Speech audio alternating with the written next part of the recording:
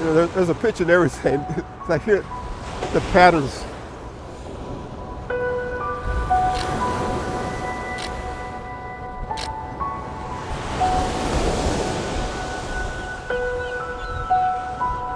I've never seen a sunrise that's not rise in my heart, not change me, not illuminate me. I think about all that I see, the waves, feel the wind, the language of the sun, and think that all those people that are not here will see what I see and feel what I feel because of the photograph.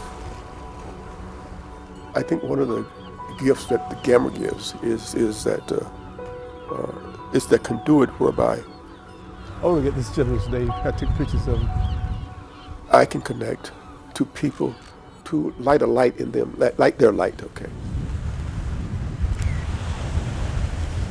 I look around and I look at the skyline and the people, and there are millions and millions of people right now, right this moment, not embracing the beauty of creation, the beauty of another day. But they will because of the pictures I take, because of the moments I capture.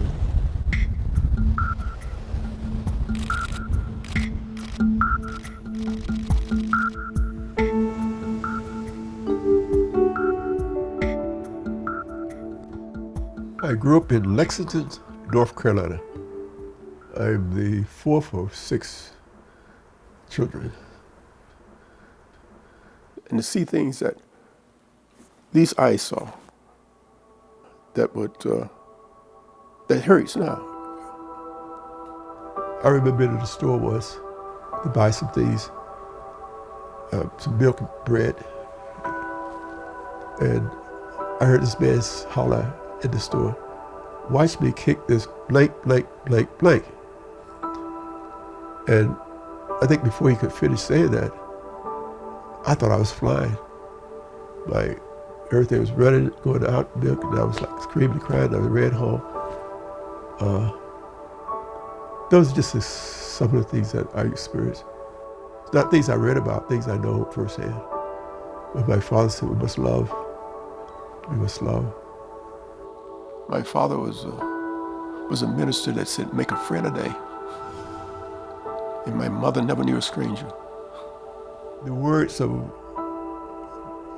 righteousness and love in my father has kept me anchored and kept me focused, especially in critical times. I've been in so many situations.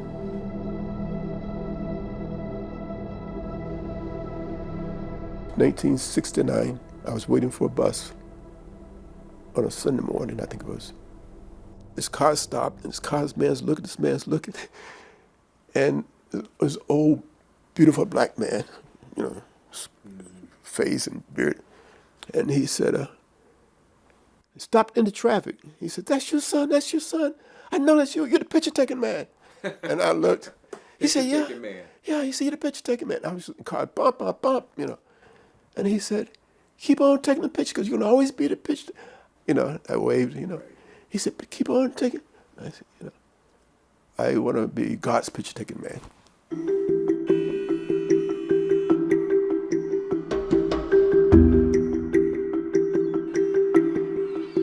My first day to work in Chicago was June the 23rd, 1969. I came here from Charlotte, North Carolina, after my time in the Marine Corps. I can't tell you how many people I told over my 16 years at the Sun-Times that I worked at the Sun-Times.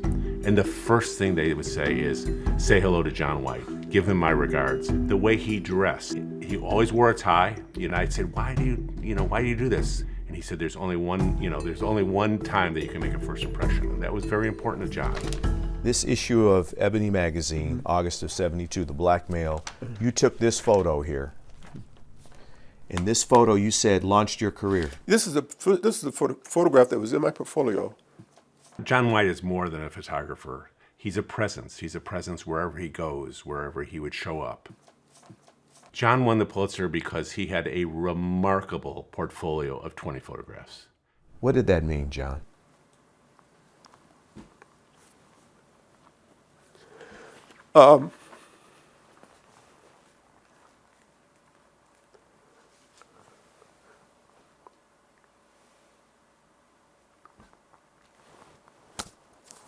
Okay.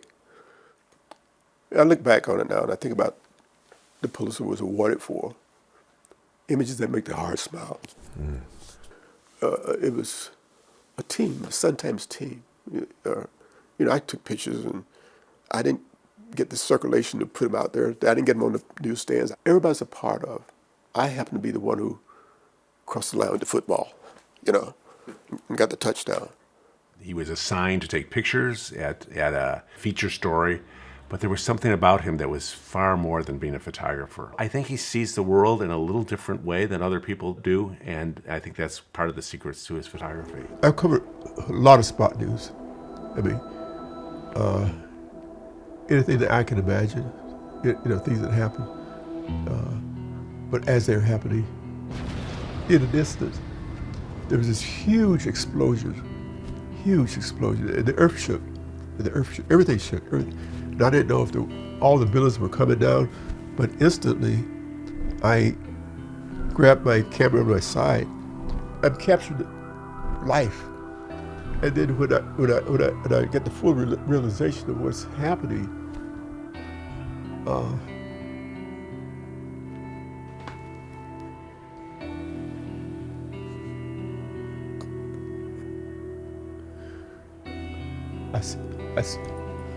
I see all these people running.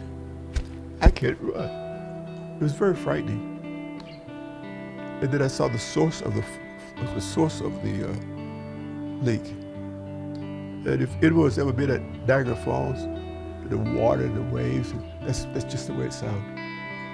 What's interesting about your body of work, John, as a daily news photographer, is that you've got the images of Muhammad Ali. What made Muhammad Ali so great in your mind?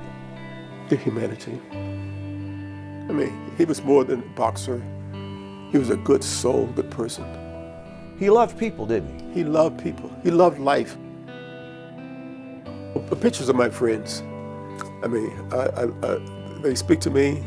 They have a language of their own, and they're not just, it's not just an image on a piece of paper on a wall. No, these are timeless visual treasures for me. Yes. This picture of Nelson Mandela is intimate. It's an intimate photo. Where is that photo taken? This is the first picture in his home in Soweto after his release from prison. And he's not in the living room. Where is he here in the home? He's in the kitchen.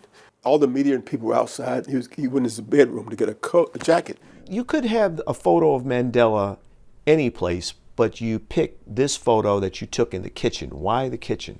It's intimate. It's pure. It's unedited. It's raw. It's from the heart, and that goes from the heart, reaches the heart.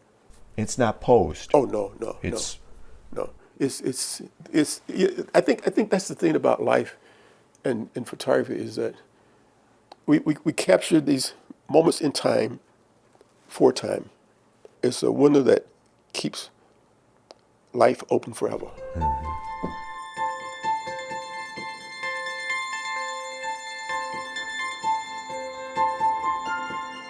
Cardinal Bernardine was a spiritual force. He was the spiritual person that you wish that every person of God is. And I think John recognized that right away and really befriended him. It's the innate spirituality in him. His life enriches me now because the examples I saw, the things that he did, and the way he lived, the way he suffered, the way he died. When he was starting to fail health-wise, he called John. When John wanted to photograph Cardinal Bernardine's last years, John was always there. It wasn't a relationship of newspaper photographer and Cardinal. It was a relationship of two friends. And Cardinal Bernardine knew that it was important for people to see this journey, and he wanted John to share it with him. And he became an essential part of John's life.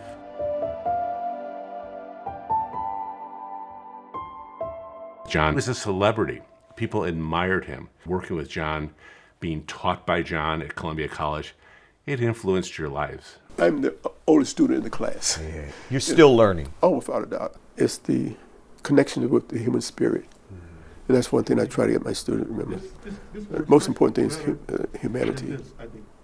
You know, humanity. In everyone. Exactly. I think a lot of students at Columbia came into his class sometimes because they had to. You know, this was part of the photography sequence, and most of them wanted to be kind of fine art photographers and wanted to be big names in photography. And then they see John White, and he tells you about how you can see the world by being a photojournalist. I think that influenced a lot of photographers. A lot of people went on to become photographers. Though you were not raised here, it seems you're part of the fabric of Chicago, John. I mean, do you feel that way? My nest is here as an eagle. Right. My roots are there. Chicago is, I love it, I enjoy it, but the world is bigger than Chicago. Yeah. I don't forget my roots and my wings. I don't forget that. Every day was important to John. You know, I think that's the importance of the sunrise pictures. He wanted every day was fresh and new, and you pulled up the slate and started over again, and even if you had a hard day the night before, it was the start of a new day.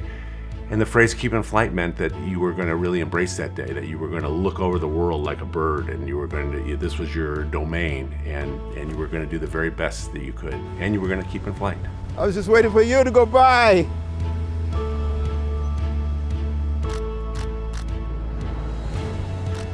Have a good ride.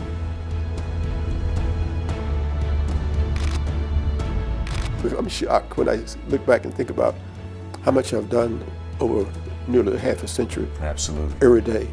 I have to stay in flight to finish my assignment in life. And I try to have this intimacy with the heartbeat of life, the spirit of life. And try to share that with others. Every day for 10 years, he's been coming out swimming. Every day for 10 years. Wow.